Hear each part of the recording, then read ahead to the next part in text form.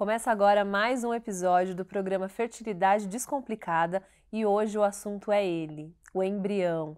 Nós vamos entender como que é formado um embrião, quais fatores impactam na qualidade desse embrião e também se pode ser feita alguma coisa para melhorar. E para isso eu tenho aqui a doutora Larissa, a doutora Juliana, que vão esclarecer hoje todas as nossas dúvidas. Fiquem com a gente!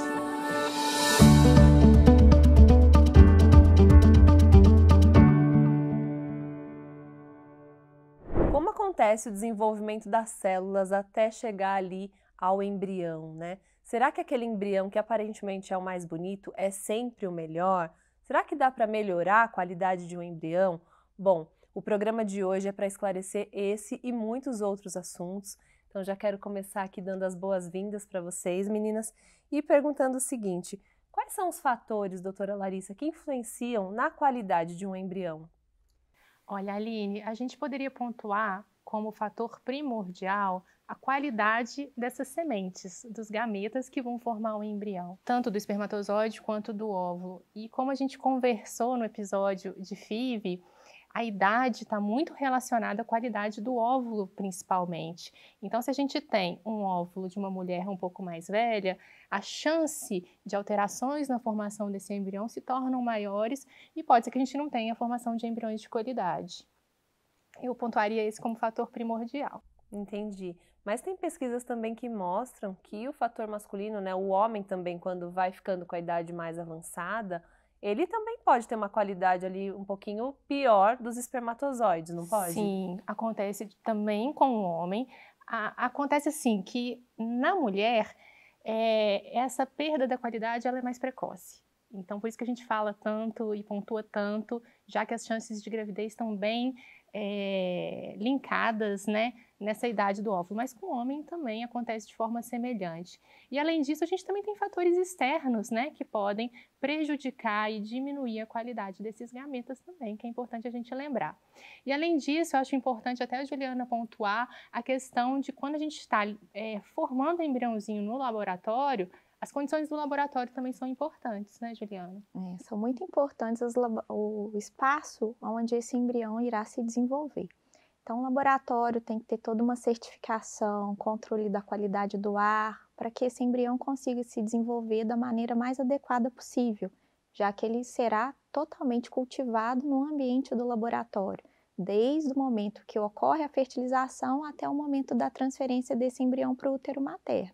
Então, é necessário que a gente escolha de maneira adequada esse local que a gente vai fazer o nosso processo de fertilização in vitro, levando também em consideração a qualidade do laboratório. É muito importante que as nossas tentantes levem em consideração isso. E tem alguma dica, assim, alguma coisa que é fundamental na hora, né? Tô em dúvida, então, entre algumas clínicas, o que eu tenho que levar em consideração, o que já é, assim, um requerimento da Anvisa ou dos órgãos de saúde que tem que ter nesse laboratório e que, de repente, pode ser importante ficar de olho? A primeira coisa é ver se esse laboratório está credenciado na Anvisa, que é o órgão regulamentador de todas as clínicas de reprodução assistida. Então, é ela que a gente, todo ano, é necessário ter um novo documento, que nós estamos funcionando de forma adequada, eles nos visitam, vejam todos os documentos estão adequados para que novo documento seja sancionado e que a gente possa continuar trabalhando. Nós aqui da Nidos também somos credenciados à Rede Latino-Americana de Reprodução Assistida, Rede Lara. Também temos que enviar até o nascimento dos bebês, quantos nasceram, como foi todo o processo do desenvolvimento do embrião até o nascimento. Isso nos dá uma segurança de que o processo está sendo feito com alta qualidade. Muito interessante, porque a gente nunca pensa que o ambiente mesmo, né, físico, vai interferir, né, em algo que é tão minucioso ali, né? A gente nunca faz essa relação. E aí, você falou um pouquinho, Larissa, sobre outros fatores que interferem nessa qualidade. E a gente sabe, a gente vive falando sobre estilo de vida, comer bem, mas tem muito, eu já vi muitas pesquisas falando sobre cigarro, né, sobre estresse. Quais seriam esses outros fatores que podem interferir aí? Isso, é muito importante que a gente já, desde o processo de tentativas do casal, a gente oriente esse casal de alguns fatores externos que podem prejudicar a qualidade desses gametas, do óvulo, do espermatozoide, E no caso do homem é interessante que essa produção de espermatozoides ela é contínua, diferente da mulher que nasce com os óvulos. Então, muitas vezes, o consumo de bebida alcoólica, para ambos, né? Mas assim, vou pontuar um pouquinho a questão dos espermatozoides, por quê? O consumo de bebida alcoólica, drogas recreativas, anabolizantes, né? Que às vezes as pessoas usam e não têm essa noção do impacto na fertilidade, podem causar alteração nessa produção seminal. Alteração na qualidade, na quantidade de espermatozoides, mas na qualidade deles também, na capacidade de motilidade, no formato, na morfologia, tudo isso pode impactar na hora da fertilização, da formação do embrião. Outros fatores, como obesidade, né, uma má alimentação, tudo isso também pode gerar, por exemplo, no espermatozoide, a fragmentação do material genético, a fragmentação do DNA espermático, né, Juliana? E criar ali um ambiente de estresse oxidativo que também atrapalha na hora de fertilizar. E isso tudo vai acabar culminando num embrião de baixa qualidade ou até no impedimento da fertilização. Sem dúvidas, né? Tá tudo ligado, né? Não dá para achar que eu vou cuidar só dos hormônios ali envolvidos, né? E vai estar tudo bem. Agora, quais são os passos mesmo? Então, decidi, né, que vou precisar de uma ajuda. Qual que é o processo de desenvolvimento desse embrião, né? E por que geralmente tem que esperar alguns dias até ele se desenvolver? Explica um pouquinho melhor pra gente, doutora Juliana. Então, Aline, como a gente falou no episódio da FIV, o primeiro passo é a indução da ovulação, que a Larissa explicou. O segundo passo, a gente vai fazer a coleta desses óvulos e esses óvulos serão levados para o laboratório. Aí que tudo vai acontecer, né? Os óvulos, então, serão preparados, serão selecionados os óvulos maduros que poderão, então, receber esses espermatozoides que também serão preparados no laboratório e aí iremos fazer a fertilização. Para avaliar essa fertilização, ver se foi viável essa fertilização, iremos fazer a primeira avaliação desses já embriões nesse momento, 16 a 18 horas após a colocação do espermatozoide dentro do óvulo. Após isso, nós iremos avaliar diariamente esses embriões, 48, 72 horas, até o 6º, 7º dia de cultivo após a fertilização, avaliando todo o processo de clivagem, que a gente fala que é as divisões celulares, e a qualidade dessas células que estão se dividindo. É necessário todo esse tempo para a gente realmente fazer a seleção do melhor embrião, ou para transferência, ou que ficará lá congelado na clínica, esperando o melhor momento para ser transferido. Tá, e aí é o que a gente chama, que a gente lê tanto de blastocisto, é isso? Exatamente. Quando ele chega nesse estágio. O blastocisto é o último estágio que o embrião chega em estufa. Ele já tem de 100 a 300 células e já está prontinho para implantar dentro do útero e também ser criopreservado. E é nesse mesmo estágio que a gente faz o estudo genético do embrião também, que muitos pacientes perguntam, né? É nesse estágio que a gente faz, já que o embrião tem muitas células, e aí não vai ser prejudicial essa análise nesse momento. Entendi, vai ser tirado uma pequena parcela ali que não vai comprometer o todo, né? Mas aqui também é necessário que o profissional que vai fazer isso tenha bastante experiência, não? Exatamente, é uma técnica invasiva, a técnica de biópsia para o estudo genético do embrião é uma técnica invasiva que irá se retirar de 5 a 10 células daquele blastocisto que tem 300 células, então não vai fazer muita diferença, mas é uma técnica que requer um pouco mais de cuidado e uma técnica para não se causar nenhum dano a esse embrião que se irá fazer o estudo genético. E quando que é indicado fazer essa análise? Então, a análise de biópsia não é para ser realizada em todas as pacientes. Normalmente, ela é utilizada naquelas pacientes com idade avançada, com falhas de implantação recorrente, com abortos recorrentes relacionados a um problema genético, em casais onde há um problema de doença ligada ao sexo, ou alguma doença monogenética na família, como esclerose múltipla, epidermólise bolhosa, ou alguma cromossomopatia no casal. E existem diferentes tipos de análises, né? Inclusive eu conversei com a geneticista Cristina Carvalho da iGenomics sobre os testes e as possibilidades de análise aí desse embrião a partir do momento que vai da clínica para o laboratório. Vamos entender melhor então o que a Cristina falou. Existem diferentes testes para diferentes situações, tá certo? E as recomendações vão de acordo com cada caso que a gente tem, tá bom? Então, assim, vamos começar pelo degrau básico, que é a análise cromossômica mais geral, que esse teste chama PGTA, teste genético pré-implantacional para aneuploidias. O que é uma aneuploidia? Uma aneuploidia é uma variação no número do conjunto cromossômico, ok? Então, a gente tem lá, o conjunto cromossômico, ele é formado de 22 pares de autossomos, mais um par de cromossomos sexuais. Então, nesse conjunto de autossomos, a gente faz uma análise, a análise básica é eu sequenciar essa informação genética e verificar se ela está completa, tá? Ou se eu tenho alteração supranumerária ou infranumerária. Isso a gente chama de aneuploidia, tá bom? Ter um cromossomo a mais ou ter um cromossomo a menos, ok? Então, essa é a análise básica. Quando que a gente indica um PGTA? Um PGTA, ele é indicado em algumas situações, ok? Primeira situação, a situação mais, vamos assim dizer, a mais comum, a mais frequente. As pacientes, pacientes mulheres que têm uma idade que eu prefiro chamar de idade ovular avançada, tá?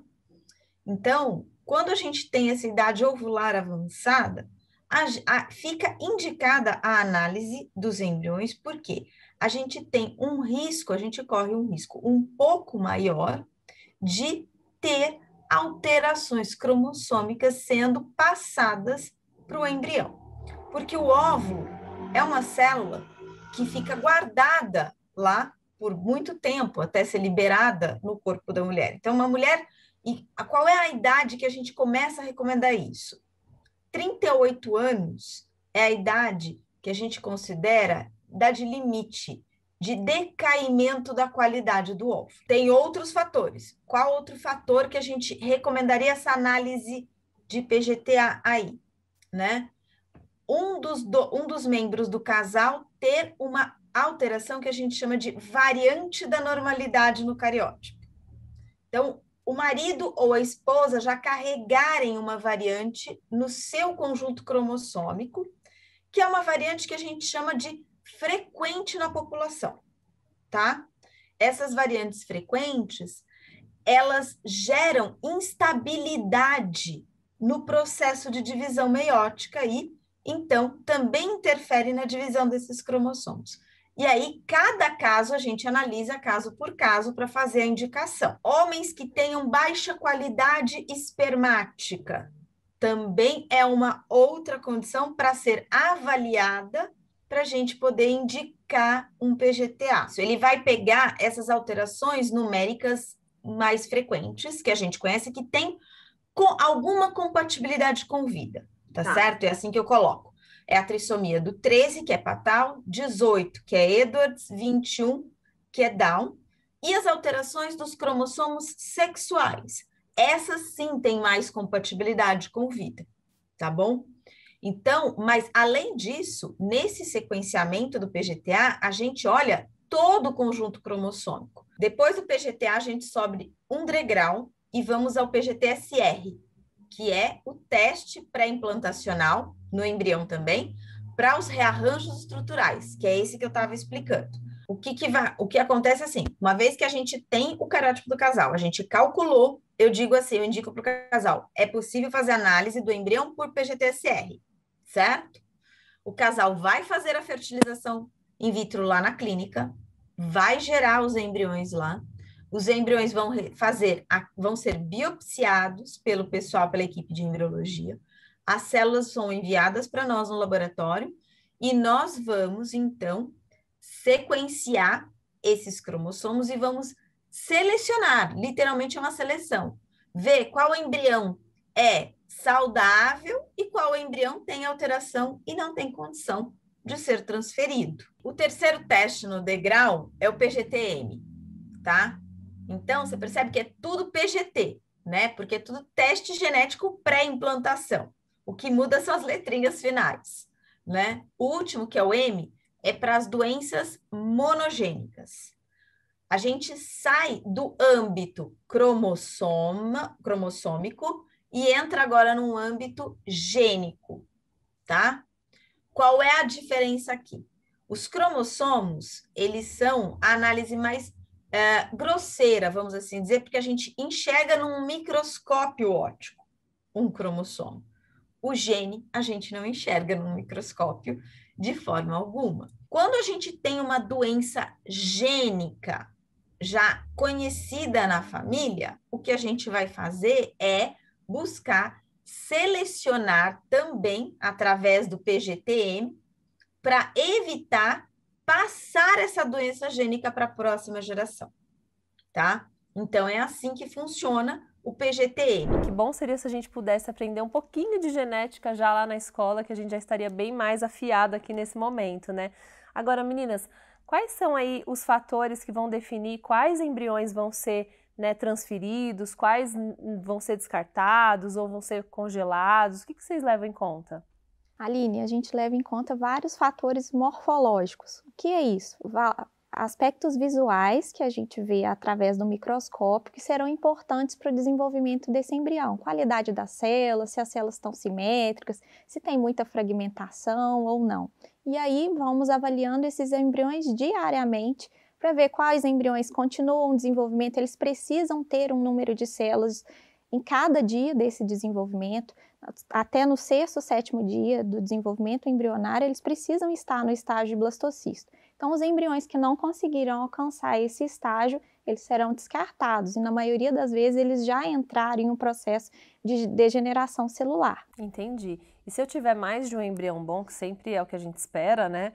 Eu posso transferir mais de um de uma vez? Como que isso é feito? O que é levado em conta para ver quantos embriões serão transferidos? Então, Aline, o número máximo de embriões que a gente pode transferir, eles são orientados pelas normas éticas do Conselho Federal de Medicina que regem, né, as práticas da reprodução assistida. Recentemente houve uma alteração nessas normas.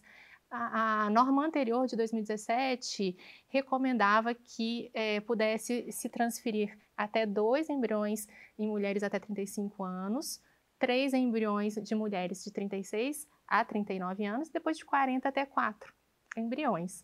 E agora essa norma mais recente, ela mudou, né? Então, mulheres até 37 anos podem receber até 2 embriões no máximo, e mulheres acima de 37 anos, no máximo 3 embriões. Lembrando que, já que a gente está falando, né, das análises genéticas, se a gente tem um embrião analisado e a gente tem um diagnóstico que ele é euploide, que ele é cromossomicamente normal, podem ser transferidos no máximo 2 embriões por vez. E se eu tiver mais de 2 bons, eu congelo e aí pode ficar por quanto tempo congelado? Na verdade, não existe um limite, teoricamente não existe esse limite. Inclusive, recentemente também, bateu-se um recorde, né? Houve o nascimento de um bebê proveniente de um embrião congelado há 27 anos. Uau! Que foi doado para o casal, né? A paciente engravidou e houve o nascimento desse bebê, 27 anos de idade. Perfeito, sem nenhum problema, depois de 27 anos congelado. E futuramente, talvez nós tenhamos outros recordes aí pela frente. Sem dúvidas. Agora, e no caso de eu já conseguir engravidar, não quero mais filhos, e aí tô com o meu embrião lá, o que é feito com esse embrião? Para mim, ele não é mais interessante, né? O que é feito com esse embrião? Então, o casal pode doar esse embrião através de um termo de consentimento esclarecido de uma forma voluntária e anônima para outro casal e ficará lá na clínica destinado para essa doação.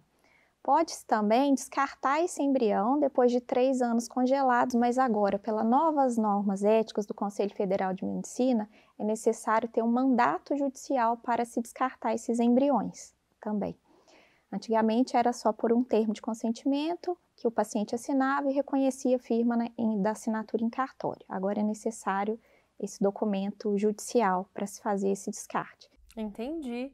Bem, meninas, eu aprendi muito no episódio de hoje, quero agradecer vocês aí por todos esses esclarecimentos e dizer para você aí de casa que o Fertilidade Descomplicada continua, então continuem conosco. Deixa aqui nos comentários também desse vídeo se você tem alguma dúvida, o que você está achando da série. Aliás, já aproveita e ativa aí as notificações para você não perder nenhum episódio. Até mais!